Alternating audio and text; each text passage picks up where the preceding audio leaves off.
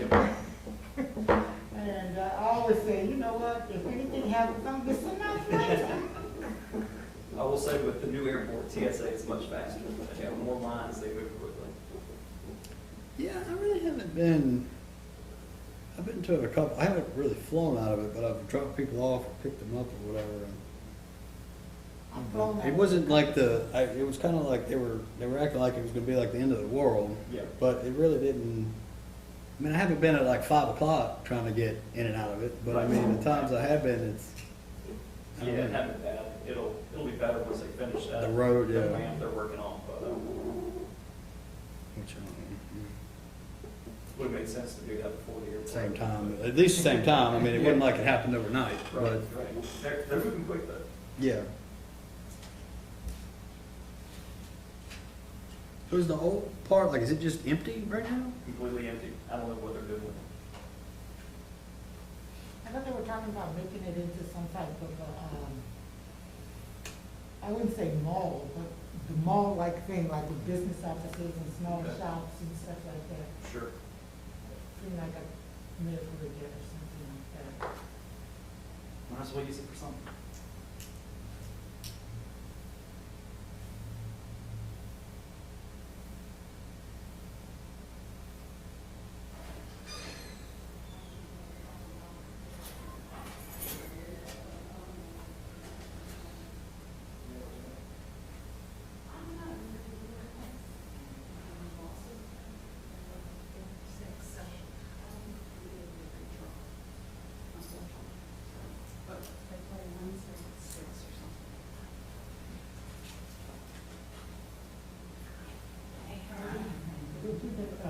Everybody went to talk to you at the same time. No. So what you do? Just hanging in? You know, my mama called me because I didn't bring my mama called me to tell me the meeting was canceled the last time. Because I, of course, doing something, been looking at the email and was in route and I was talking to her. I said, well, I don't know where all that way. She said, well, Sam just told me the meeting was canceled.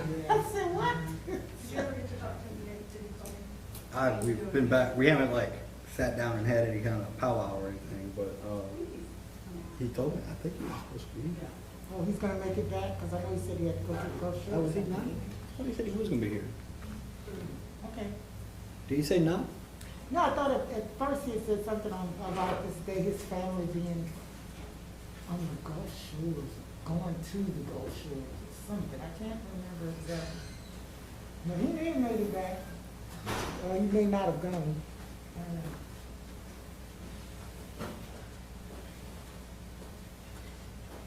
Good evening.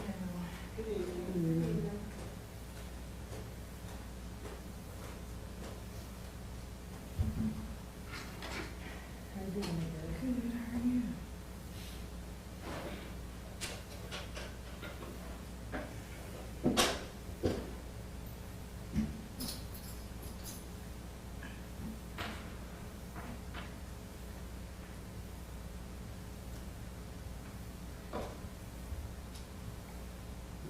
I'm not pulling up an email from. Yeah, no, he is. You're right. Arlen, he's not gonna be here. He's gonna be graduating high school Friday, heading to Gulf Coast. That's Nick. Wow. No, I'm looking at a different email going, wow. Oh, that is interesting.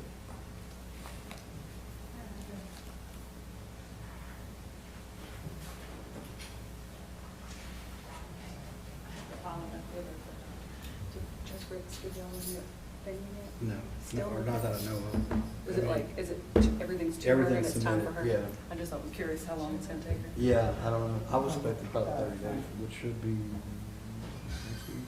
Okay. I was just curious.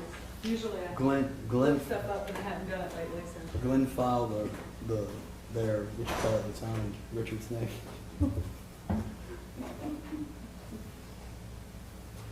Should be interesting. You think it'll get appealed? Yeah. Yeah.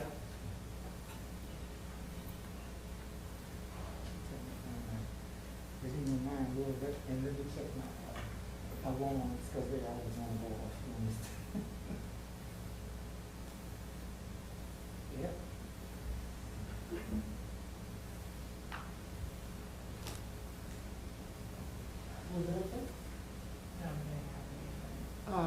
Which, fine. Hmm. She, They didn't have. they didn't have any donations. I just brought, I only have a couple. I didn't print like a stack. They may bring some over when they come. Yeah. If I forgot to print mine, I usually print it out and forgot to do it this time.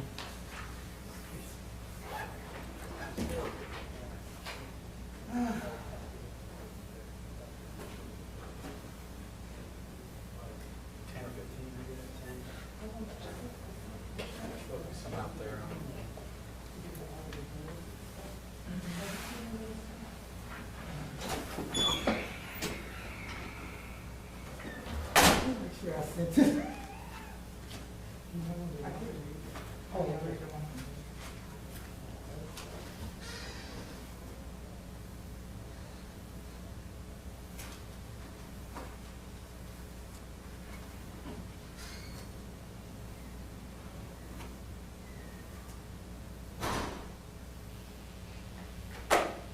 Hello.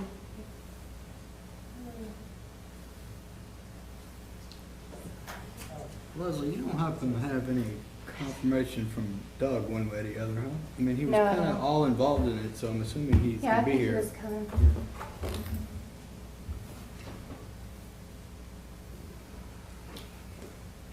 Hello. Good evening.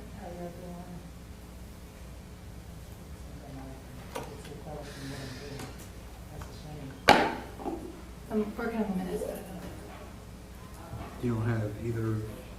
Okay.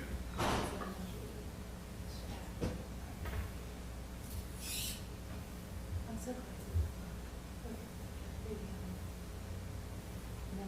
Yeah. So I have the email addresses and telephone numbers, and I never called them.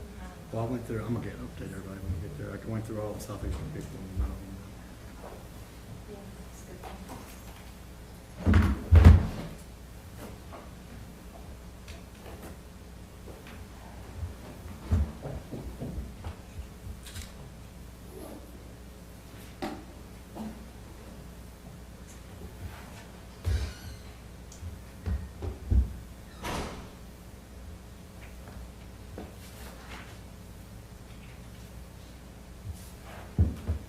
Thank you.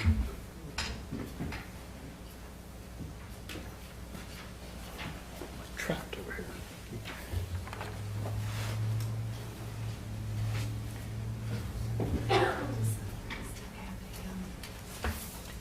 Is there something going to replace Chris or? Yeah, Nick Gagliano is, but he's not gonna be Okay. here because he's on vacation or something. Okay. But then were these? Yeah, he just brought some more back there.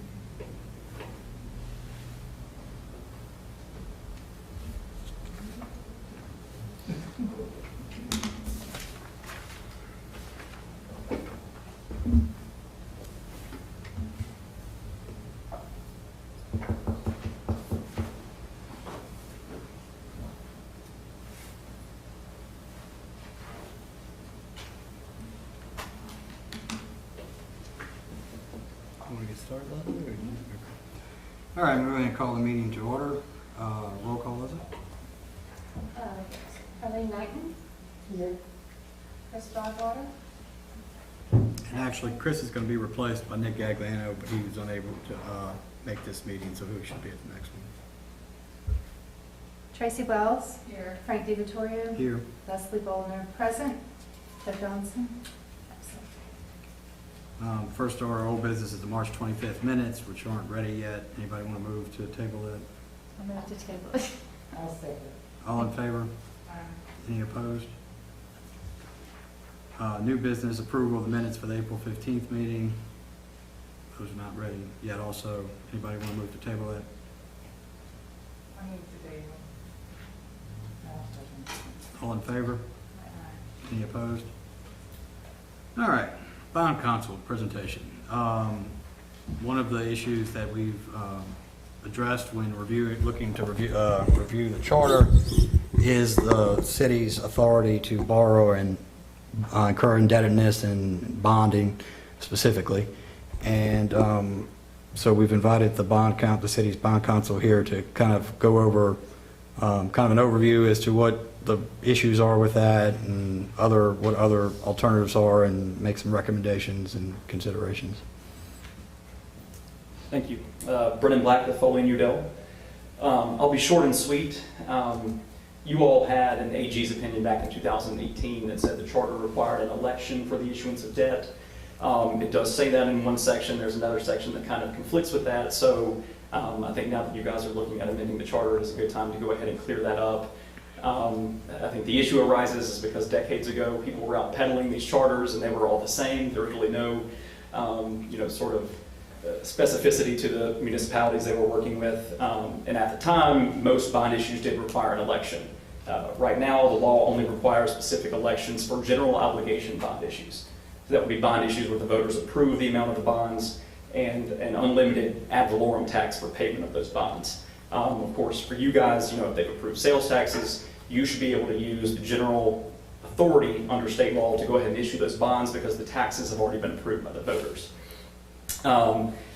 So I think, the best cleanup would be to completely delete section 5-08 in its entirety. That is the section regarding the election and having an engineer's report. And in conjunction with that, just cleaning up the language that is in section 2-16. It's currently labeled power to levy taxes, but it also talks about the power to incur debt. So my recommendation would be to just change that title and remove a portion of that section that says the authority conferred on governing authorities of municipalities. The reason being that the general bond laws aren't specific to municipalities, but to all political subdivisions. So just to avoid any confusion there. And is that, Lacey, is his recommendation, that's what you had sent us with in writing, the revision? What I said, I just said comparisons. Okay. From other places. Can you just, later on, can you just shoot us somebody an email, Lacey, or she'll get it to us, or me, or whatever, Yeah. just with the actual kind of like a red line over the provisions that you're recommending changing and how? Absolutely. Okay. And I don't know if you have any questions on that or the election process. Happy to answer whatever y'all may have. Well, I would like you to just explain what, regardless of what the charter says, which type, what you kind of touched on, which type of indebtedness would require an election and which wouldn't, and what we could do without an election if we make the changes you recommended. So the only type of bond issue that requires an election are general obligation bonds.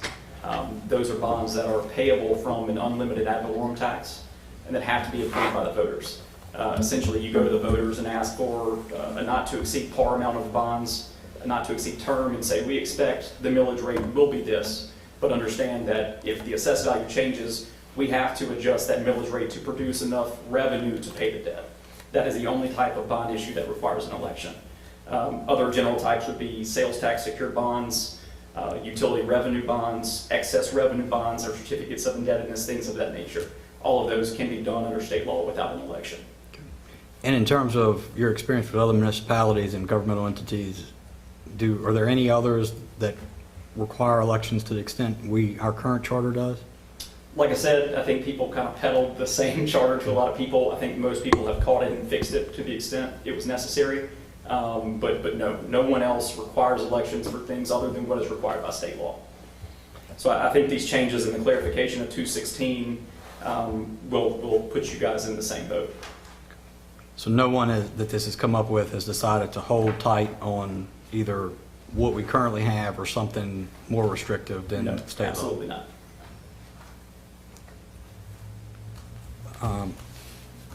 Doug, one of our committee members had some opinions about this. Do you want to go ahead and address your questions or comments with the bond counsel that you had expressed? I had some curiosities about what the purpose was of you being here tonight, to be honest, okay? And I happen to be 66 years old, and I remember the Boston Tea Party. I mean, we actually studied history when we were in high school and college when I was coming up. And I've always been leery of any taxation that takes place without a vote of the people. It's one thing to elect your council person But to give them authority to enter into bonded debt without a vote of the people just seems fundamentally wrong to me. It lends itself, in my opinion, to disenfranchising the voters, first of all. And secondly, if something is that important for a city to bond themselves to debt, it ought to be open for discussion among the people, not just an elected council person. I see some fundamental flaws in that. I think it's wrong. I've seen it happen in other cities across the country, and I see what kind of shape they're in. And by the grace of God, in Hammond, we've managed to pay as we go normally, and people generally are well taken care of here from leadership across the board. So I have I have a lot of questions about it. I just fundamentally think it's wrong.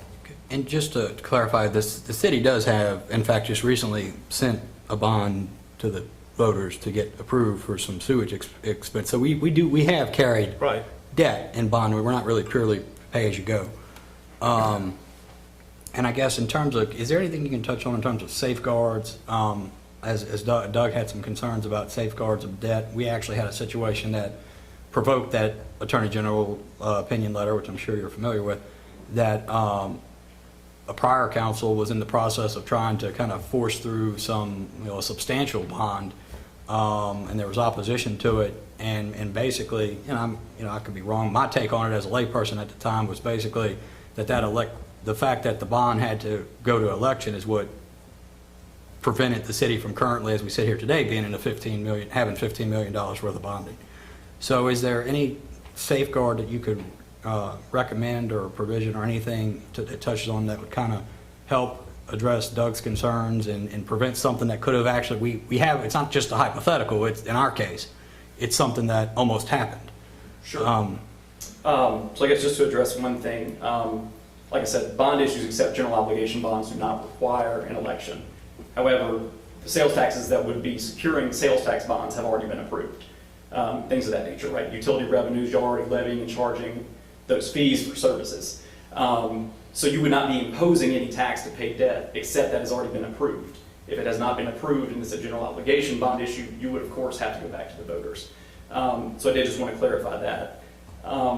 I think the other question, it really sounds more like a question around debt limitations. I think, yeah, the bond limit. So there's been some, the feedback I've gotten, I really have not heard any feedback that has been 100%, and I take that back, actually, I have. So I've heard the whole spectrum. I've heard some feedback that you've elected these people to be in charge, you had your say, that's, let the government do its job.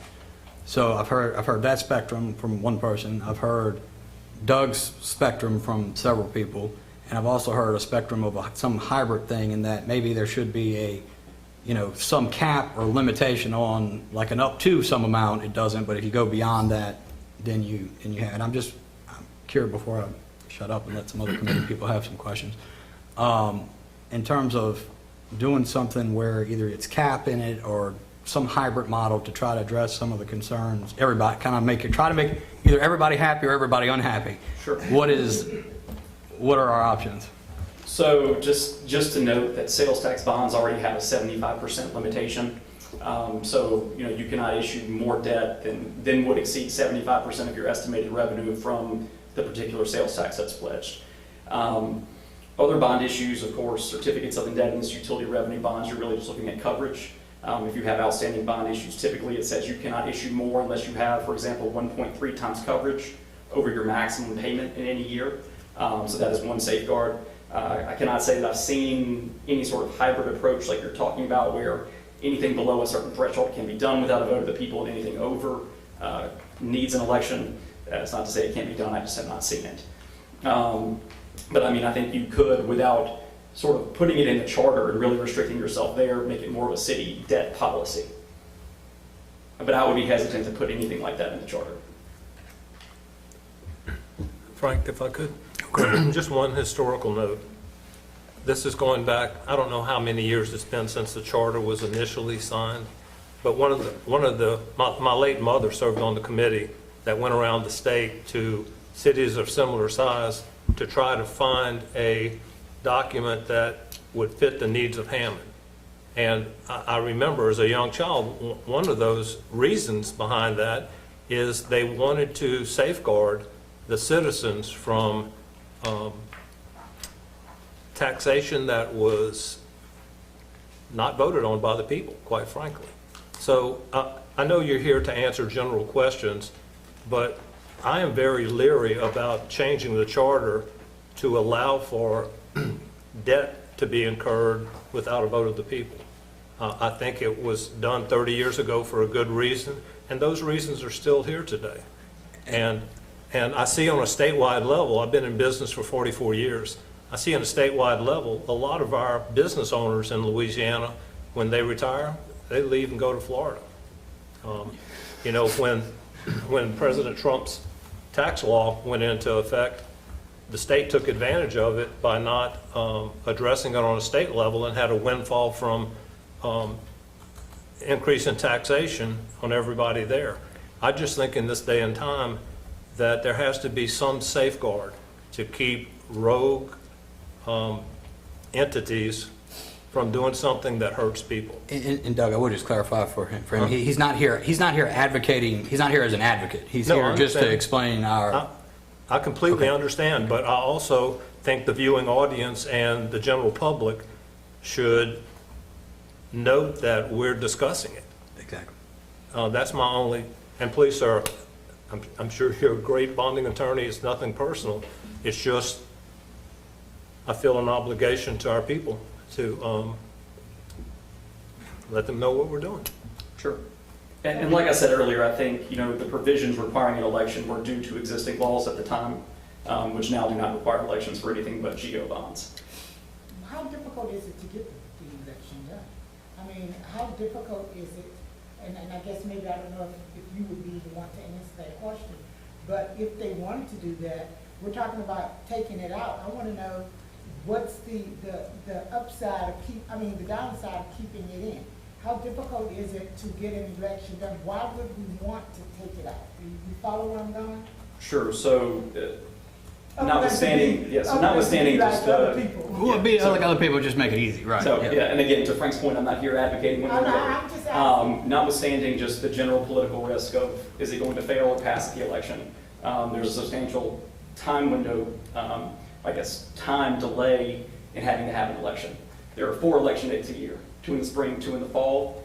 Everything for an election, all the steps that have to be accomplished are driven by the Secretary of State's deadline.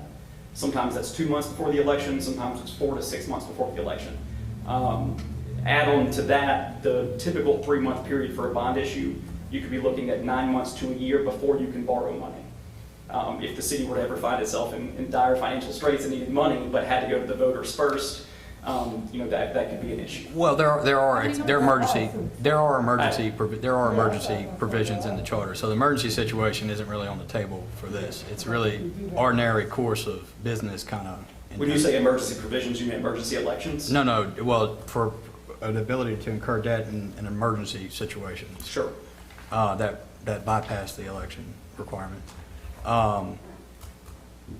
Yeah, so back, that is a good question Arlene was asking, because I seem to remember is it a daily process? No, but the process of getting a bond on the election ballot, I mean, nothing happens super fast with government or bonding in general. Like, we're really talking about, you said there's been 6-month gaps, but usually it's 30 to 60 days, 30 to 90 days to get it before the election? It cannot be 30 days. A bond issue requires, and elections require approval of the State Bond Commission. It meets once a month. Again, Secretary of State deadlines, trying to work in publications and everything else with council deadlines. Again, I would say conservatively 6 months for an election, another 2 to 3 months for a bond issue itself.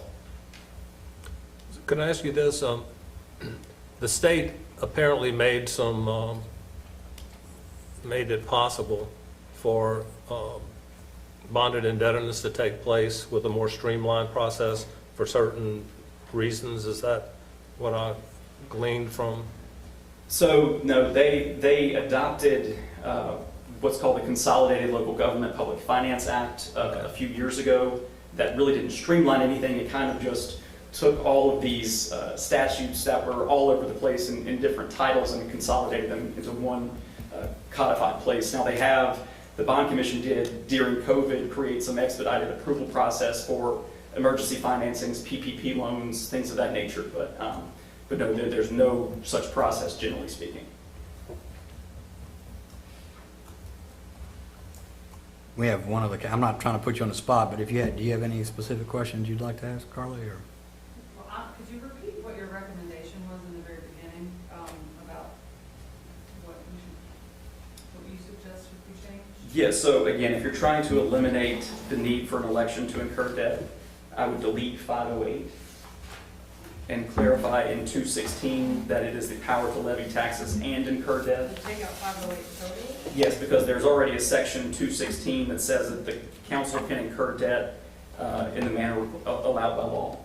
So that's sort of the confusion. Is in one section it says you can do whatever general laws say. The other section is you need an engineer's report, you want a feasibility report, and an election. So that was the recommendation. So, and if you allowed it to fall under 216, then you're going to state law for the bond Correct. requirement? Yes. To be And then any other debt that isn't required by, whether it's a bond or whatever it is, that's not required for an election under state law would just be the city can do through its council mayor system normally. And I don't know if you heard me, but I asked him, he's gonna send me his recommendation in writing, I'll get it to the council. Well, I mean, just generally, I mean, I think it would, this has to go to the people, right? When you go to them and say, take out 508, Yes. people will be like, no. You know, so I would think there needs to be a better, not that your suggestion is bad, I'm just like, if you're trying to get the public to understand and vote on it, it needs to be more than just take that out, because people are gonna think that you're allowing us to do anything we want, which is not the case. Well, within the parameters of law, which I think is Right, no, already I get covered by that, but I don't think 216. the regular voter would Sure. get What that. would you take out if you wanted to make sure offensively would be? What section would you take out? If I wanted to make sure it did go, I think I would leave in probably 508, make some modifications to 216, take out the feasibility report. That's just a little onerous. I mean, again, we were talking about the time frame just for the election and the bond issue, but having that requirement on top of that. The feasibility report did seem kind of, in terms of there were questions, it seemed to be a kind of a log jam in terms of how do we, like cumbersome, regardless of where you are in terms of it. It seemed hard to implement. Sure. And again, not a usual requirement. Brendan, I have a question for you. So this is what they were referring to earlier. Earlier in the same section, under emergency appropriations, it says to the extent that there are no available unappropriated revenues in the budget, like fund balance. Right. To meet such appropriations, the council may by such emergency ordinance borrow money in sums necessary to meet the emergency. Is that aligned with state law and the process, or how? I mean, I think that would permit you to, as it's written now, avoid the election requirement, the feasibility report requirement. Of course, you would still have to go through bond commission. And So, advertisements and- right. So there's still a few, notwithstanding the emergency ordinance provisions, you still have to comply with state law. So a few months. Do you want to describe what the regular process is? Because I don't know if everybody, I think most of the people here know the process, but I don't know if everybody on YouTube knows the process of how bonded debt happens. Sure. Just through, I mean, even if we don't have to have the election, what are some of the steps that go through so that it does come before the council, it is advertised, there's some other ways for the public to participate? Sure. So if we're talking about sales tax bonds that have already been approved by the voters, or an ad valorem tax that's either been approved by the voters or is your constitutional millage, the general process would be to adopt what we call a preliminary resolution, making application to the State Bond Commission. That just gives the not to exceed parameters, not to exceed interest rate that we Okay, give. so hold on, so the resolution means that, just so everyone kind of, so a resolution can happen in one city council meeting, so that's you're looking at most 2 weeks, a couple days to 2 weeks to get to your resolution, okay? Right. So once we have that, of course, that's held at a public meeting, public comment available there. We make application to the bond commission. They meet on the third Thursday of every month, typically about a month agenda deadline beforehand. Once we get the approval of... Okay, so hold on. So I just want to kind of keep the timeline running. Okay, so Sure. you're talking about, let's call it 2 weeks to get the city council resolution. Then you're talking, so one meeting a month with a month prior deadline to get the agenda in. So you're looking at roughly 2 months? Was that? Yeah, I think okay. that's fair. So 2 months plus 2 weeks. Okay, now we're through bond commission approval? Correct. Okay. And this, it gets kind of, I guess, convoluted depending on what type of debt you're issuing. Either you're going to a local bank, which we call a direct placement or a private placement, or if it's a larger issue, you're using an underwriter, putting out a official statement, sort of a corporate prospectus to investors. That timing is a little longer, but generally speaking, once you have a purchaser lined up, you would introduce and adopt the bond ordinance. So that would take 2 meetings. First to introduce it, second to adopt, actually ratify the sale, authorize the execution of any purchase agreement or commitment letter, and actually specify the terms of the debt. So that's going to be at least a month, probably more, Pete, Lacey? I mean, it's 2 meetings and a public hearing for an ordinance. Right. Okay, so now we're at 3.5, 4 months. Yeah. And in some instances, in the public sales I was talking about, you would technically have 2 ordinances. One would be a parameter sale ordinance authorizing the distribution of the official statement, allows the underwriter to go out and market and sell the bonds, and then ratifying or confirming ordinance after the sale. Has Hammond generally been a direct placement debt? Yes, or- yeah. So that's about a 4-month process without an election. And then you typically have at least 2 weeks before closing. So again, it's usually a 3 to 4 month process. So, and a lot of those steps between the first resolution and bond commission approval can kind of happen at the same time to expedite the process. Now, in terms of the election, if there is an election, can all that start when you start the election process, just have it contingent upon the election so that you could be all the way through bond commission approval and maybe even city council ordinance adoption, all just contingent upon the election results? So I've never had to make that type of application or get that type of contingent approval from the bond commission, except with general obligation bonds, which we always make approval for the election and the bond issue itself at the same time. Of course, the latter is contingent on approval of the election. I think it can be done. I just have never experienced that. But you said you've done it on General obligation okay, bonds. so it's That's a matter of course for those. okay. So it exists. So then it's not really in terms of talking about the election timing. It's not necessarily. I mean, it could be depending on how these election cycles fall, but it could also be that you're dealing with 4 months that are the same 4 months concurrent for whatever the time periods are they're running concurrently. Not Yeah, I mean, I think that you could take care of part of it, part of the bonds while the election is sort of in process, but I would still have at least 1 to 2 months, I would say, after the election. yeah, but it's not 6 months plus 4 months. It's going to be some condensed concurrent. I have a question on that. If you did a concurrent work, would that affect the pricing that the bond attorneys would charge then? So Can you be really essentially working on a contingency before you even know whether the election's? yeah, so and that's unfortunately how all of our fees are Yeah. contingency. So that's how It would cost we do it. more. Might be faster, but it would cost No, more. it's No, the no, same. no, no, it's the same. It does not. Oh, okay. So, Okay. so we do not bill for elections for clients that we are bond counsel for. We charge expenses. It might be a couple $100s for out-of-pocket expenses. The bond counsel fee schedule itself is set by the Attorney General.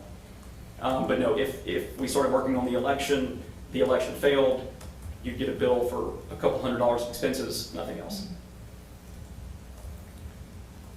Just a general question. We have a lot of natural disasters in our region where we live. And early on, the discussion was, how does a city council, a mayor, an administration deal with those when they weren't in the budget? So is there a type of bond, a mechanism that other municipalities are using to try to mitigate that, or do they use a sinking fund concept, just say for a rainy day, inflate the budget enough to set some aside for those kinds of disasters? What do you see in your practice of that? I mean, so typically all bond issues would have a sinking fund, right? And it's funded either annually or monthly, depending on what the security is. You know, if you're unable to do pay-as-you-go because something isn't in the budget, that's the point of borrowing, right? Is to spread those obligations out, budget for them in the future. I guess I'm not really sure as far as the emergency financing goes. A lot of entities, law enforcement districts or sheriffs, for example, will every year issue a cash flow loan because their primary source of revenue is ad valorem taxes. They get it once a year. So there is an issue between the timing of the revenues and the timing of their expenditures. But other than that, I think municipalities on the whole typically issue sales tax bonds. And that would follow that timeline that Frank was discussing? Yes. I don't know, should I do the mic so it's? Yeah. You should be. Make people go to the Right. mic, so I'll do it. Carly Gonzalez, on City Council. So I get the point of having an election. I think obviously when you talk about $15 million bond or something like that kind of thing makes sense. This has arisen in just a general question, so, and this may not even apply, but let's just use it as like an idea. So say there's PPP money, right, and it's all gonna get forgiven. Can the city apply for that? Well, the Attorney General's statement, I think, says no, because we have to have an election. So are we allowed to do something like that? Another example is, say we wanna build a building and rent it out, right? But the cost of building the building, we don't wanna take out of our emergency fund or something. We wanna go to a bank and assign the rents so that it's completely self-sustaining. Well, that's where I think we get to the cap idea, you know, like, I get the point of that, so that there's something that we're free to make some good financial decisions, maybe take advantage of something like a PPP loan that eventually would get forgiven. Like that, I think makes good business sense. I get that the cap is kind of a strange idea, but I think it's worth talking about. And then the other issue is the elections. So obviously for big debt, you want to go to election, I get, but say we're doing like that PPP loan, we're like, nope, we have to go to an election. Say that's a $100,000 loan, and then there's not an election, and we have to put on an election, and we have to pay for an election. And I don't know, Lacey, you know, they can be quite expensive from what I understand. So then you have to weigh the cost versus what, you know, the financial gain of it, and so whether it's a good idea. So I think that's some of the conundrums at least I face as a council person, and I think they're good questions to try and solve if we can. I have a question. We're gonna get, well, is there anything, anybody have any other questions for him? Yes, I want to go back to your suggested safeguards, because I'm taking notes. You described that, can you run through those potential safeguards again? You described a 75% limitation, and then coverage of 1.313 times per year. Can you describe this? Yeah, so the 75% limitation is applicable to sales tax bonds and limited tax bonds under the Consolidated Local Government Public Finance Act I referenced earlier. The 1.3 times coverage was an example. It really depends on what the purchaser or the lender is looking for. 1.313 times what? Can you describe that? 1.3 times maximum annual debt service, typically. And that would be on any debt that is on a parity with each other. So if you have more than one issue of bonds secured by the same source of revenue. Cumulative. Right. So that's the biggest payment that you make in like 20 or 30 years of debt, Right. in terms of interest, admin fees, and the actual principal. Correct. Yeah, principal and interest and admin fees on any LDH or LDEQ debt. Now, in terms of, there are some distinctions you've made under state law in terms of whether or not, when I say that, it's a question I'm asking. So between things like, well, yeah, I think so. So things like, let's say the sewage and drainage, that should be an enterprise, sewage, maybe drainage is not part of that. Water and sewer. Is it water and sewer? Okay, water and sewage is supposed to be an enterprise fund, if I'm using the correct term, I think, where there's a fee for the service, and this fee for the service is supposed to pay for the cost of the service. Correct. Like Councilwoman Gonzalez's hypothetical with the building, where if you have a building that's an economic development project and it's going to be rented and it's a cost, that the income should pay for the cost. Those are distinguished somewhere under state law indebtedness or not? You're saying that would be secured by lease revenues or something like that? Other than utility revenues, or you're talking about utility revenues? I'm talking about things that are like where there's a, whatever the cost is, there's either a income source that's tied, well, there's an income source that's tied to it, whether it's something like water and sewage, where there's supposed to be, we're charging people for the service to collect enough money to pay for providing the service. Right. Or like an economic development project where we want to build X building and we're going to rent it out, so the rent should pay for the cost of building the building. And so are those treated differently anywhere under the state law indebtedness or not? Not particularly. I mean, there are carve-outs for the sort of the main subsets of bonds that we've talked about: limited tax, general obligation, sales tax, excess revenue, things like that. I mean, you can issue bonds secured solely by, let's say, lease revenues. Right. I mean, the security can be pretty much whatever you want it to be. We would typically issue that under 39-1430, which is really a very broad provision for incurrence of debt that we made sure stayed in when they did this consolidated act. But so yeah, they're generally speaking, you can do whatever you want to do. And some limitations apply to certain subsets while not to others. So the state law kind of distinguishes by where's the revenue coming from: general fund, sales tax, whatever, Correct. property tax. Okay, so in terms of what you've seen on the municipality or local government side, or have you seen, and you said that you hadn't seen the cap really, have you seen anything where it's distinguished at the local level? Well, if you're doing, emergency federal funding, economic development, income cost funding, enterprise fund funding, where that's treated differently than, say, everything else, sales tax, property tax, kind of? No, I mean, I've seen it where it's different for utility revenue bonds. Okay. But other than that, generally speaking, everything is the same. And how are utility revenue? So some charters actually include this provision that we talked about with the feasibility report. Okay. So typically that is what I've seen only in that context, in the context of improvements to your utility system. So they actually make those a little more onerous than the other? Yes. I was looking at the ones that you sent us as examples, and it seems like the local area still does require, the one from, Covington and Slidell, the ones that they still require voter approval based on if these are up-to-date samples. So I think Lacey sent those, yeah. Yeah. So, if Covington and Slidell, I'm not saying that, I'm just saying, we got much of an outlier.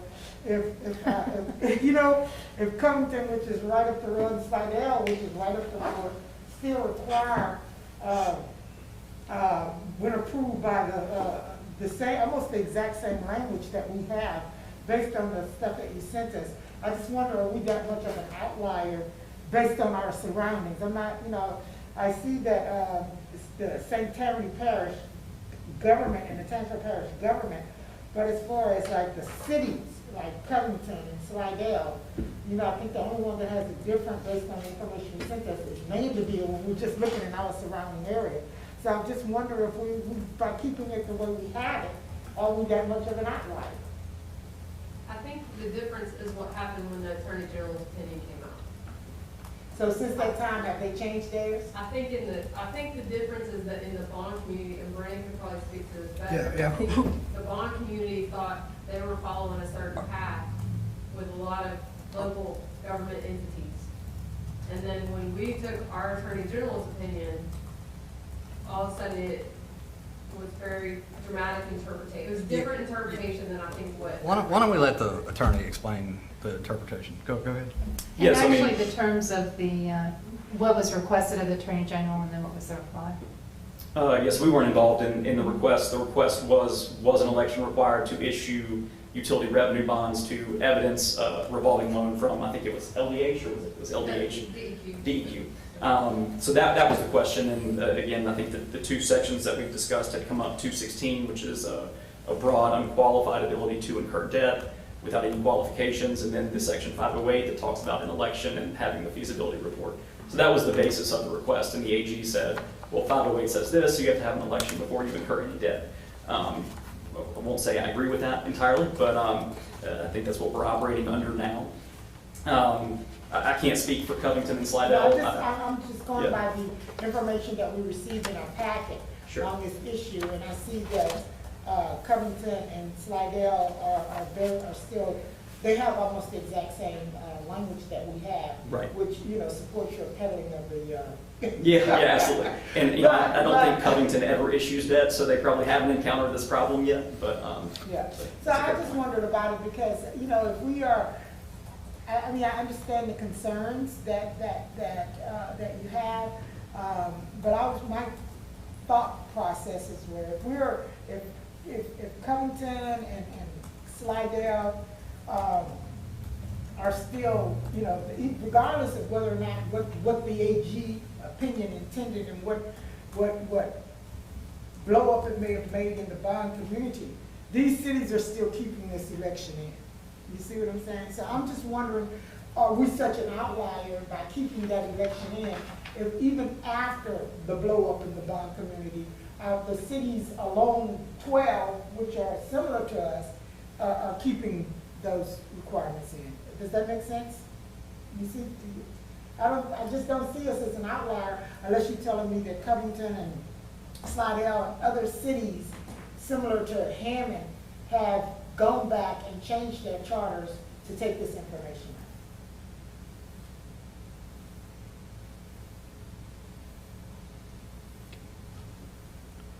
out.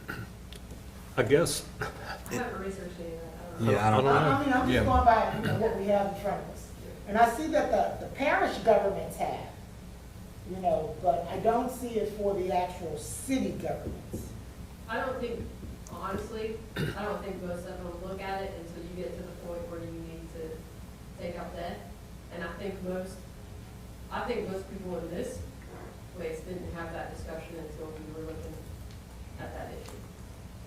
And that's why we're having the discussion more now. And I understand that, and I guess I just wondered since, generally when something like this happens and it affects bonds and things like that, even though I haven't looked at it for my city in a while, when I get notice, you know, the city attorney or whoever gets noticed that this kind of stuff, because they keep up with what's going on in other municipalities, changes that affect their city, you know, and even after that, we haven't seen a change, then I just wonder if people are of the opinion that, you know, I know it may take us a little longer.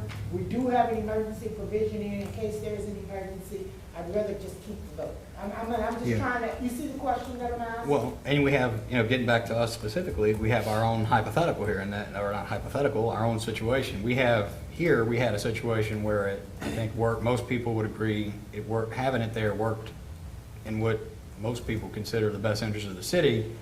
We've had, it's been 4 years now since that? It was 2018. Yeah, so we're 3 years. 3 years since that opinion was issued, and we haven't actually had a problem. It hasn't caused us a problem either, to your point, that it, you know, we've issued one bond that I'm aware of since then. It went to the vote, it passed without any issue whatsoever. I'm just saying. To your point, no, I'm saying, as I'm saying, it supports your point, like, it, you know.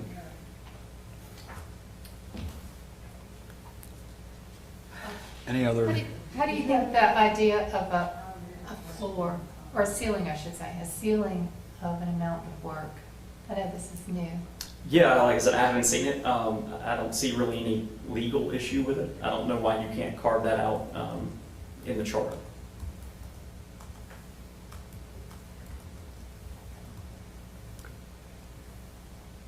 Mayor, I have one question for you.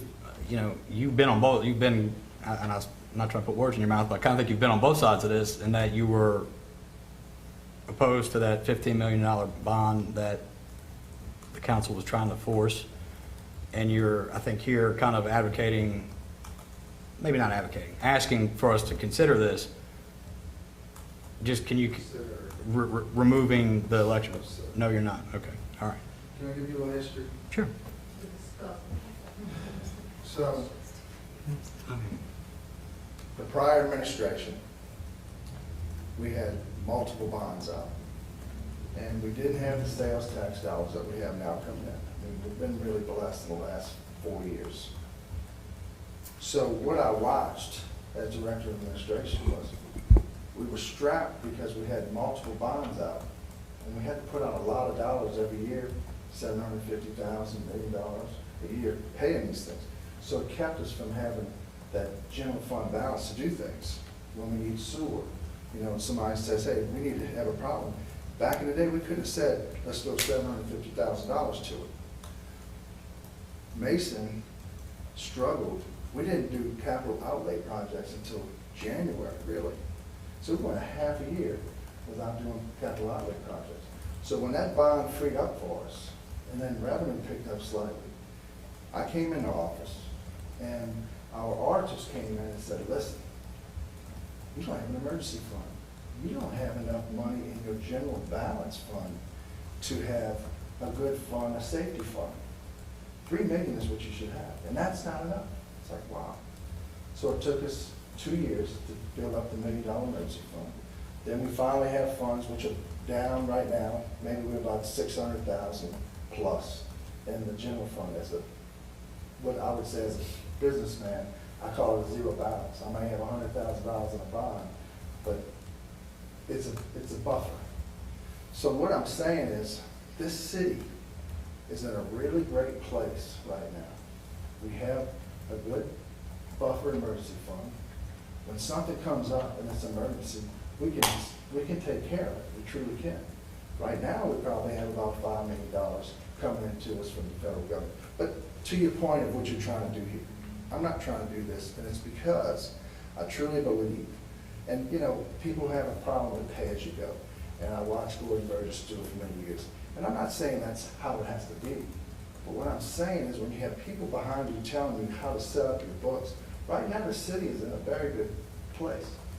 No offense to line attorneys, but it's their business. No offense to engineers, but they can draw a magnitude of dollars. We can do $20 million worth of work. Sure we can, but we can't shut down the city to do it, every street to do it. And then, to that respect, when we have the body out there and we have this money to do these things, God forbid an emergency comes up that's really massive.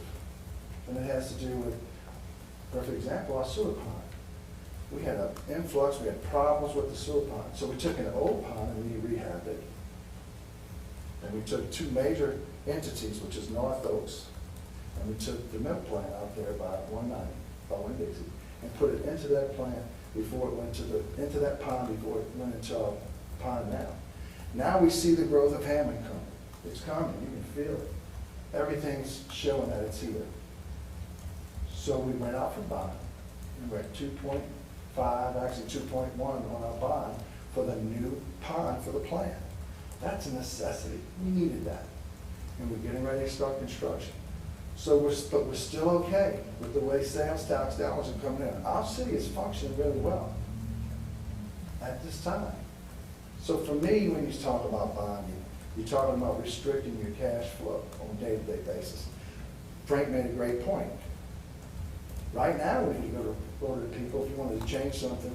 You know, our charter says we need, by our fees, to be able to pay for the sewer department's expenses. We're below that. We need to go before the people and ask for an increase. That alone is going to be hard to do, even though it's something that by our charter we need to do. So do you take that out of the charter? You know, that's not on the table for conversation. So that's just my opinion on bonding, my opinion on the city and where we are, my opinion on, in all respect to the council members. You coming in, you're representing your district. I represent all 5 districts. We want to do things, and I get it. When I first came into office, I was a Mason. I'm a contractor. I want to do infrastructure. This city's 200 years old in places.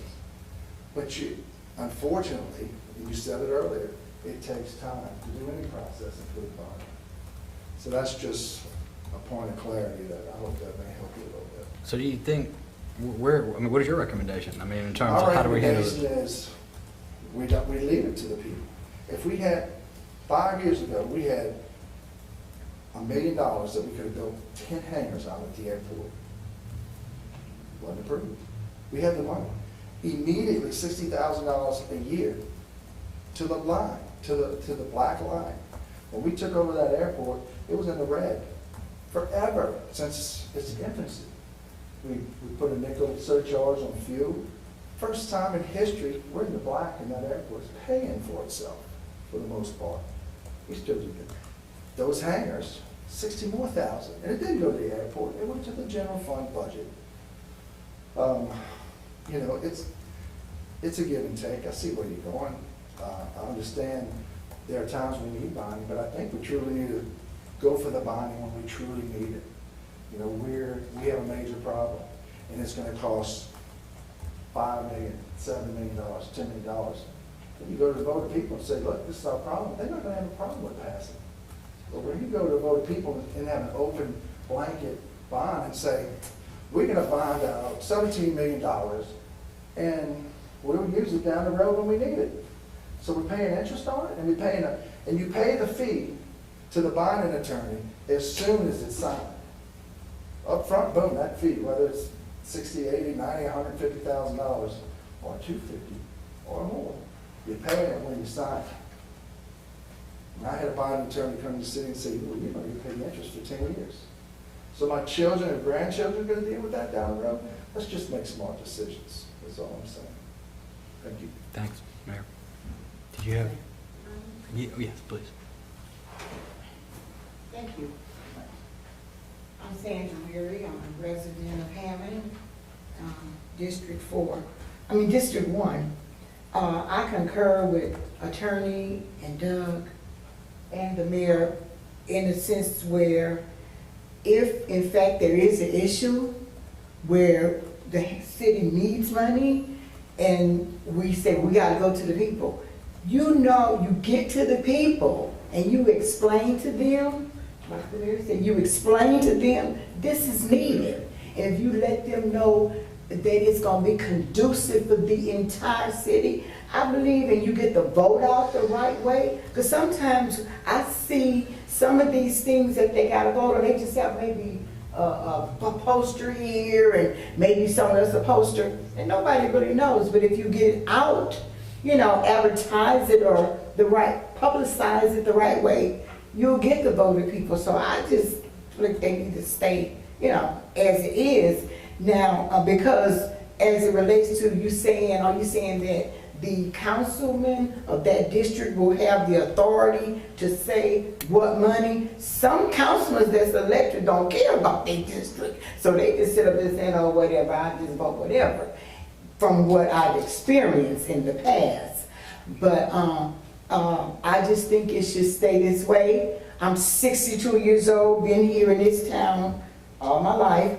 I have one question. Is this gonna vote before you do it? The charter committee gonna vote on it, or the people gonna vote on it? So the way that this works is we're the charter review committee. We will make a recommendation. That recommendation will go to the council. Okay. The council then decides they can take our recommendation, they can reject our recommendation, or they can do something completely different. And then it does have to go to the vote of the people. So it's got to make it really, I guess, through 3 steps before it ever happened. Okay, thank you for letting me speak. No problem. Any other members of the public any other committee members? Ms. Berry, do you spell your last name W-E-R-Y? W-E-A-R-Y? E-A-R-Y, okay. Any other committee members? Thank you. All right, what happened to my agenda? All right, moving on to the compensation study. A committee member, I think Broadwater, was handling this, and he had to resign. Kind of fell, I guess, to me to some extent. So I want to thank Lacey for helping me get started and finding some possible consultants to engage for this. We had several from Southeastern, potential from Southeastern. I don't guess there's any reason not to say who I consulted. Dr. Robinson from Southeastern it was not within his, none of them rejected it because they didn't want to do it. It was just not something they could do. Dr. O'Connor and Ms. Hester, I tried finding any other referrals with Southeastern that they had, and I believe, Leslie, you tried finding some other sources too, correct? We found one commercial consultant, professional consultant, SSA Consultants. Their proposal was attached, I think I circulated it, as well as their, well, I guess it's their proposal and just a little email summarizing it that was circulated. The cost of it would be $5,625. I believe Lacey has explained that the administration has the funding available and can do this if they choose to, if we ask. So to be clear, Frank, this is compensation for, Strictly for the mayor and council. I just wanted to be Right. clear. Yeah, strictly for the mayor and council. Frank, I've spoken to several mayors and to a couple of council members, and they all feel like they're underpaid for what they do.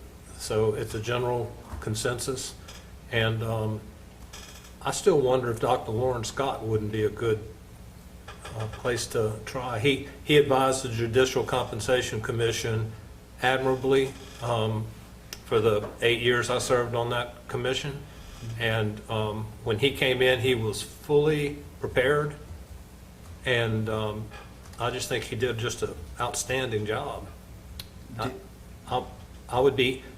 I tried contacting Chris Broadwater. Okay. I had an email address. I have not gotten a response to him. I didn't have a telephone number, but I'm happy to pick up that piece if you want somebody to do that. Have you tried, I mean, we've kind of been, this topic has come up, but so, I mean, have you tried reaching out to Dr. Scott yet or not?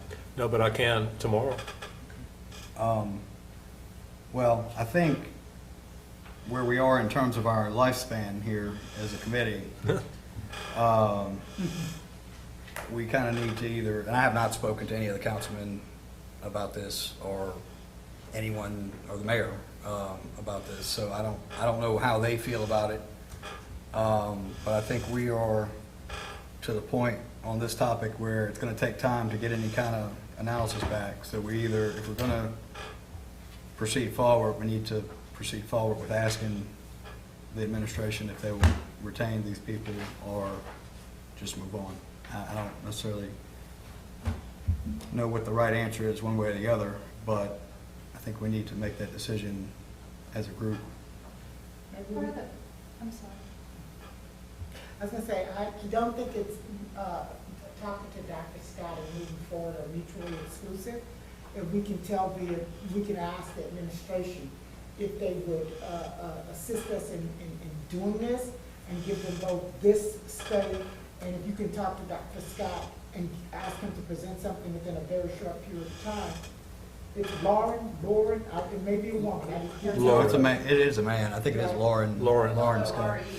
Okay, I didn't want to, so to present something in a very short period of time and just let the city hall choose between the two people to make the thing, because we're not really, our major goal is just to get the information and then see if we need to do anything, because from reading on the compensation thing, it can be changed by ordinance. It doesn't have to be a charter change, right? Correct. So, I'm not sure if we're in a rush as far as that's concerned, if it can be changed by ordinance. But I would like for for us to have that information so that if we want to do it, we could do it. I think the administration and council people have a tough time with that topic with the general public, because it just looks like you're trying to adorn yourself with additional income when, and I think perhaps if Dr. Scott or anybody that's reputable, that we can look at their data and compare it to other cities of our size, if we could offer a suggestion to the council, and it's coming from this committee, I think people would look at it as academia handing it out, not political interest. Now, I don't have a problem with that. Yeah. I'm just saying that, I don't know if we have to be as rushed, because of the fact that even if the study is done, and not included as part of the charter, if we just, have a study done, and the council makes this decision based on a study, not based on, I'm making this decision because I want more money. I'm making this decision because it has been a comparison done with other people. This is not us. We didn't do the comparison. The charter committee, in fact, recommended that we do the comparison. So I think that would give you a little time. But if you can talk to Dr. Scott and get that, and with this proposal that we have, get Dr. Scott to present something within a short period of time, then we don't have to wait for another charter meeting to go forward. If we say today, we would like for the committee we would like for the administration to pay for a compensation review study to be presented back to the charter. We don't have to wait to the committee. We don't have to wait to the next meeting to say, okay, what is Dr. Scott's proposal? You see? Well, would it be okay if I placed the call tomorrow, found out what, if they do it, I don't even know if they'll do it, but if they are willing to do it, price it, circulate an email, and then go from there? I don't even know I think if they're willing to do it and they do a proposal, we'd like to get it just to see it. But I think the thing that I'm proposing is that we send it to the Council? To the administration, right? And the administration will have both proposals before it. Yeah. They don't have to wait for us to meet again and say, send it to the particular person. Yeah, we can let them choose between the two. We just ask them to pay for the study. Yeah, I think we can just ask. The proposal. Ask that they obtain, we will submit the proposal we have and tell them Doug is trying to get another proposal and ask them to retain a That's what I'm saying. consultant. Thank you. So is that where everybody is? I think we should, I agree with that, Frank. I think that we should move forward and ask the administration to set aside these funds and get the proposal, if there's one from Dr. Scott, and present both of those to the administration to review.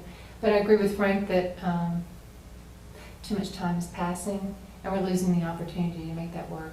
I was reviewing a resolution by the City Council, and it said that our committee shall dissolve the earlier June 30th, 2021, or upon delivery of its final report, the earlier of. So we have just over a month, and I don't think we have much more time to delay. So that's my motion. Anybody second? So, All in favor? uh, Any opposed? Okay. Make that request. All right. Confirmation of dates for next hearing, not hearing, meeting. You ain't caught already. So considering that what Leslie just said about the June 30th timeframe to submit to council and the election schedule that Lacey provided to us at the beginning, when we present the information to the council, what is the time frame, or do we know, for them to do their introductions and in order to meet any of these deadlines? Because it appears that they won't meet, if I'm reading this correct, they won't be for November 8th because, well, this is 2022. Yeah, if we report, I mean, I didn't work these timelines out, but if we report by June 30th, they should be able to meet their timelines because that's when they gave us to start with. So I don't know, I don't have the exact calendar in front of me, but I'm hoping that they gave us a deadline that met their time frame. And I think, Leslie, didn't you talk to somebody about maybe being able to extend it if we needed it anyway? But There's one council member that suggested that extending it wouldn't be an issue if we were making progress and was helpful. So that's one option. okay, but I think we have, And that was Councilman Leon. and I think we have one more meeting to address topics And then after that, I think we need to start reporting, you know, assembling a report, basically. So if we did, we're on Monday now, so if we set a meeting late the first week of June,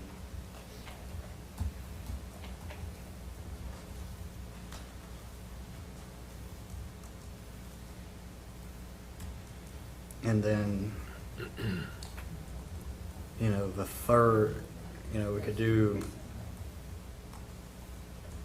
I don't know how this works for anybody. I'm thinking maybe June 3rd, then June 16th, 15th or 16th, and then a final meeting if we needed it. I know I'm not gonna be able to be there the first 2 weeks in June, so, but, everybody else will be here. I'm not available June 3rd at all. Are you available any day that week? The first or second, yes, but not the third or fourth. Okay, so if we do it about the 2nd, is anybody, I'm not. well, you're out those first 2 weeks completely, yeah. So is any, But I'll be back for that final meeting on the 16th. I'm out the 2nd. okay. Do we hear first? Why don't we ask for an extra week? And I have a just question, move it to right? the- Yeah. Or do we need to set some work sessions to start the draft? Well, Or how do you see that happening? I think we're gonna have, what I was thinking, we could do work sessions, but what I was kind of thinking is we will have one more meeting to do public input on some of the last remaining topics that were out there. Then we'll have one meeting to kind of make some determinations on which way we're recommending and put somebody kind of in charge of putting together our position on that issue. And then a final meeting to review those things, make any changes to them, and approve the final report. I think you're looking at least going into July. I do too. Because even if you have that meeting in the first or second week of June, then you have another meeting a week or two later to start deciding the issues. That's gonna take 2 or 3 meetings deciding which ones, our position on the various issues.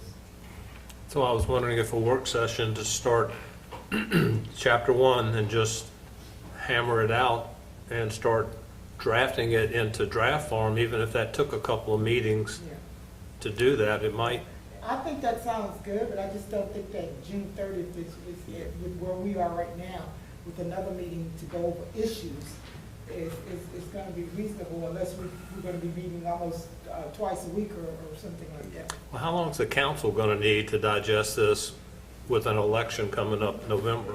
Well, I don't know, but we can't, I don't think if sitting here, us, whether it's in a work session or whatever you want to call it, I don't think everybody sitting here as a group trying to group write anything is going to be an efficient way of doing that. I think we need to decide, here's an issue we're yes on, essentially, and then some proponent of the yes group take a whack at writing. We have some of those already. Right. Our position. As what Frank described, the low-hanging fruit that Yeah. we've already agreed to, so that there could be a work session that could be started on those that we've already discussed. But there are plenty of issues that we haven't discussed, we've just heard input from. And that's the concern I have about how long that's gonna take, before you can even start drafting, because how can somebody draft? Right. yes or no, No, I'm not, before that's you what we know? gotta have, there's gotta be a meeting where we go through and, like I said, we get a count of, is this I don't know that the no things really need to be addressed in the report, but certainly the yes things do. We're looking at, if you're looking at that election schedule, the March 26th election is the next election that's on here, which is looking like a 2022 election. I'm looking at this, I don't see a 2022 election. No, I think that's. There should be a new one. There's an Oh, October yeah, I 9th. see, that's it. Yeah. I see October 9th. Yeah, there's gotta be That a, deadline is already passed. The next Okay. available date would be November 13th. and what is that deadline? That deadline. The Secretary of State's deadline is September 20th, Yeah, Okay. I'm looking at it. but you would need bond commission approval before that. For the November 21. November 13th, 2021. Yeah. So that deadline is fast But approaching. I think that, don't quote me on this, I don't think there's anything in our area on that ballot. So then we would be having an Yeah. election just on Well, this. when you, I mean, there's The no, question for the council is going to be, do we put this on an election when they have lots of other things going? Yes, so you get more people. So then you would wait till a regularly scheduled election. I know there are. Yeah, but there's no- There's also a cost perspective. yes, but there's no, once we deliver our report, whether y'all move on it immediately or move on But I'm it just ever. saying for an extra month, the month of July, maybe to give us enough time Yeah. to be able to work everything out. What I'm saying is, I think y'all have more, you could easily. So Yeah. I'll add to Councilman Leon saying like, yeah, y'all should have more time if you need to, because we're not rushing for a deadline or for a November election, which the city's not gonna be having. Yeah, we're not gonna have a, I don't think we're gonna pay for an election just on charter review, so we're gonna have to catch. Looks like a hard no back there. I'm thinking that maybe what we should do is to, you know, maybe if we can make a decision tonight, I don't know if we really have it on the agenda per se, is to ask the city council to give us an extra 30 days. Well, maybe we ought to, I mean, if there's not an immediate deadline, I don't know that, like, let's not keep coming back for 30 days. Let's figure out, what is the deadline, if we're trying to make the March deadline, what is the deadline we have to deliver that? December 29th for Secretary of State. Okay, so if we had to hit, to make that March election, we're gonna have to, council would have to be done by December. Let's say they want 2 months, that would be end of October. Why don't we just ask for September October? 1st. Or I was just. September, yeah, September 30th. Yeah, September 30th sounds good. That way they would have. Yeah, it's a month-long process, all right. So if they deliver in September, was it October what you said? No, it's December. It's December. Yeah, so we'd give them, they'd have October, November, and December to get from, They have to have a hearing on this before they can go, so that means they need at least 30 days. yeah, they're gonna take 2 meetings. October, September, yeah, maybe. No, but it's December as it is, so they're gonna, if we deliver it September 30th, they're gonna have 30 days, 1 days in October, 30 whatever days in November, and December. So that's 2 months plus. Yeah, so it does have to go to bond commission before the Secretary of State's deadline. So it has to be approved by bond commission December 16th at the latest. Deadline for that meeting is November 15th. Wait, but charter, this They is, approve charter amendments. If- Okay. And especially if it's something financial. okay, so actually our deadline is I what? would say hard deadline of November 15th, and that is with introduction of the ordinance, adoption of the ordinance on the same day that you adopt Okay. the resolution calling the election. All right, so then we need to deliver it really by at least September 1st, probably, to give them 2 months. So let's have. And that gives us- So that would be, what is the We're month of almost August? finished with the Yeah, public. so the end of August, Yeah, that'll give us July and August. June, to July, and do that. August, right, Mhm. 3 more months, okay, yeah, let's do that. All All right, right, can you review that then, so I can take this out on do it. So. I'm Summarize moving what we that just. Okay, so we're gonna ask for an extension to deliver our report of August 30th. Is there 31 or 31 days in? 31. 31, August 31st, 2021.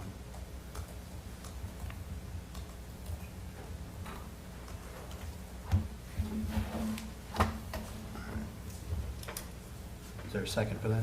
I'll second it. All in favor? All right. Any opposed? All right. And then, actually, I have the room availability here. Actually, you know what, I need to also report back. I did ask Lacey at about 3 this afternoon about any email, to check the email. We have not received any public emails either since the last time I reported it. All right, let's see. Dates, hearings. Okay, so we've got, We pick a date. yeah, we need to pick a date. So you're out, what are we on? I'm out now? in We're in the end of May, you're out, so the third week, if we're gonna ask for that extension, then you'll be back the week of the 14th, right? Right, I will be. Okay, let's set something that week. What about Monday the 14th? I know it's a holiday though. Yeah, I see Flag Day, that's not a holiday, I don't know whether that's a real, like a, I don't know, y'all wanna not do that day? Maybe let's, what about the I'm just saying 15th? that might be a, Yeah, I mean, it's like, nobody else might not have the hall. yeah, I know, it's showing, let's see, actually the 14th, yeah, so nobody has it on the 14th it's available and the 17th it's available that week. I'm good So with that's- either of those. Which month? June, June 14th and 17th? correct. I'd rather the 17th myself, but I could do either one. Was there something wrong with the 7th? She's gonna be out of town Oh, those okay. first 2 weeks. Let's do the 17th. What holiday is the 14th? The Flag Day. Flag Day. Huh? Flag Day? If we are all open on the 14th and 17th, I suggest we keep both dates open and then check with Nick Gagliano to see when he's available, so we can have a full, Okay, you know, kind of pencil in both dates, have both available.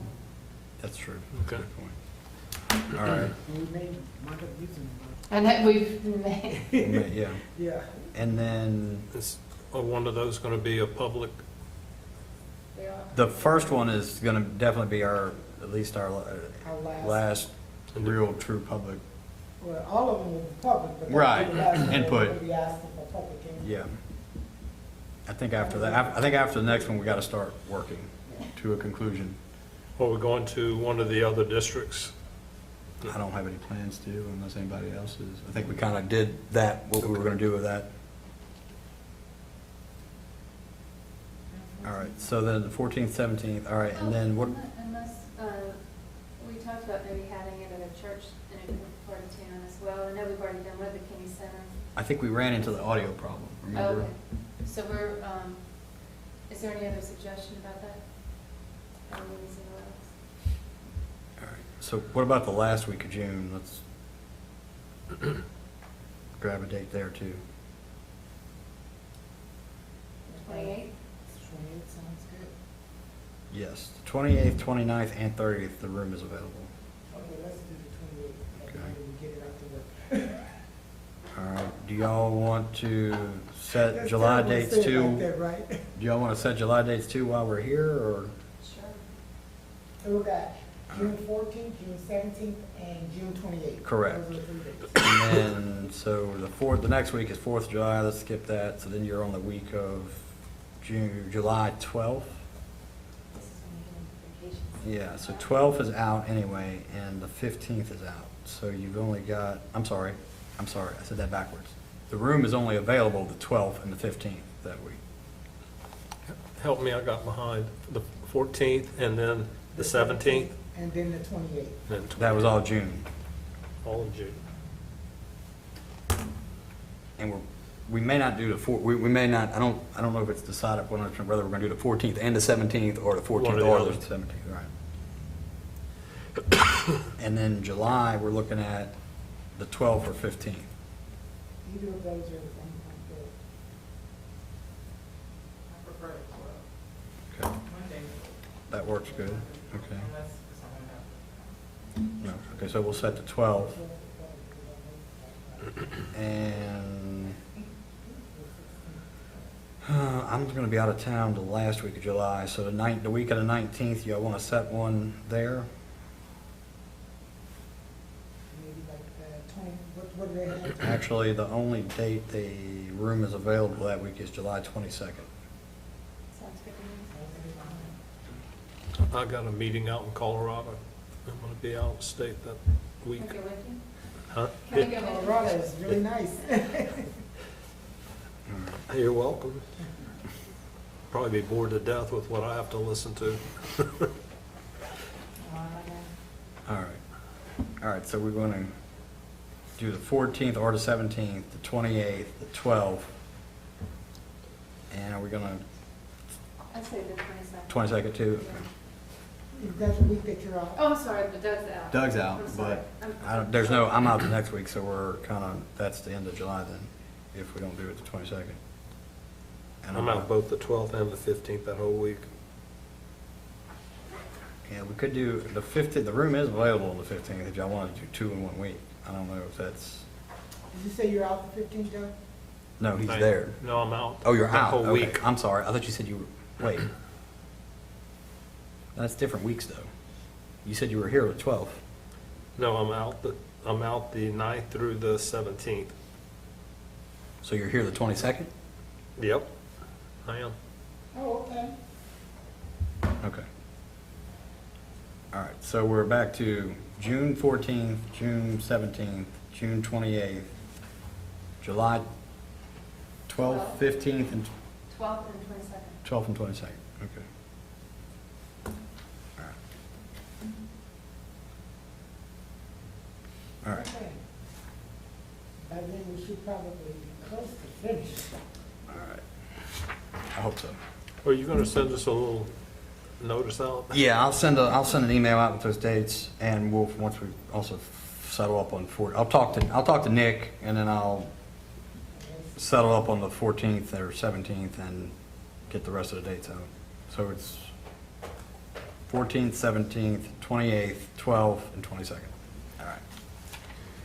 And they'll all be here in this room. All right. And if you can get his email address to me, I'll send him all the. Okay, I'll do that. I have it. I'll forward it to you. Okay.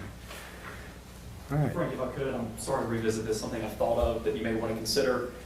In the event y'all do leave intact that 5-08 requirement of an election, you may want to consider carving out refunding bonds for savings. Okay. Of course, for refunding bonds, it wouldn't make sense that you have an engineering and feasibility report. The project's been built, it's not a new money project. And a lot of times, as we've seen since COVID started, it's a lot about timing the interest rate market. So just to throw that out there, that may be something you want to consider, where you're not extending the debt, you're just decreasing the interest rate on existing obligations. That's just. And if you could shoot me a little email with all your points, because they've been You good. just Great. repeat just that, so I can have it. Yeah, I said just to the extent y'all decided to leave the election requirement for all bonded debt in there, I would at least consider carving out refunding bonds for savings, that's just refinancings. Oh, yeah. And that's consistent with the general law on general obligation bonds, which, as I mentioned, do require an election. General obligation refunding bonds do not, if it meets those criteria where we're not extending the debt and we're just saving money in each year. And is there a state law that we could refer back to, or just say it's for state law, or are those parameters already set?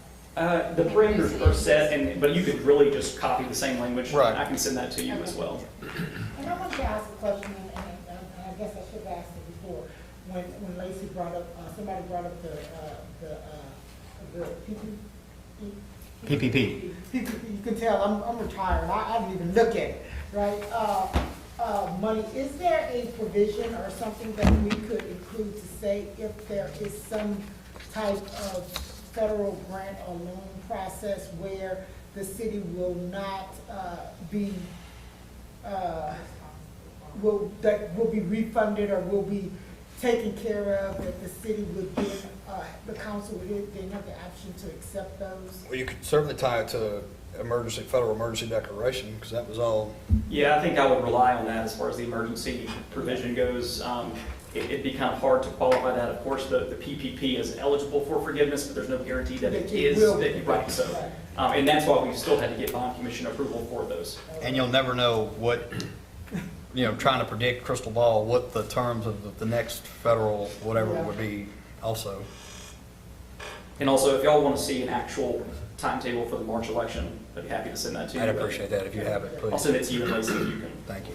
I'll tell you another thing on PPP. The SBA changed the requirements, the rules and the filing 11 times.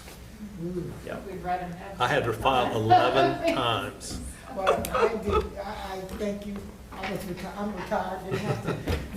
Yeah, and I'm not aware of any My husband's municipality. accountant It was a did this nightmare. stuff. They took care, I didn't even want to read Talk it. about a moving target. You're like, Right. "Whoa." Thank you so much for. Yes, thank you. Thank you. No, glad I to- really appreciate it. You know, when you start talking numbers, our eyes kind of glaze over. So you did at least make it a little understandable. And to Mayor Pennington's point, you would never have a bill from us for $250,000. You'd have to issue like $150 million for that to even come into play. So, Is it possible that I could perhaps get your contact information? Yeah, I'll so give that you a when I'm card. doing these minutes, I can call you? Yeah. Not clear? Everybody likes to pick on the lawyer fees all the time. We picked Including up- lawyers? yeah. See, the difference is mine is by statute. Right. My Attorney General's opinion. Do you have So- an extra card? Yeah, of course. Thank you. I didn't meet you earlier. Sure. No, it's fine. Doug Johnson. Doug, good to meet you. Nice to meet you. I think we got it in an email, so I just. Yeah. Yep. you can reach me anytime. All right, thank you. Thank you. All right, move to adjourn. Second. All in favor? Aye. All right.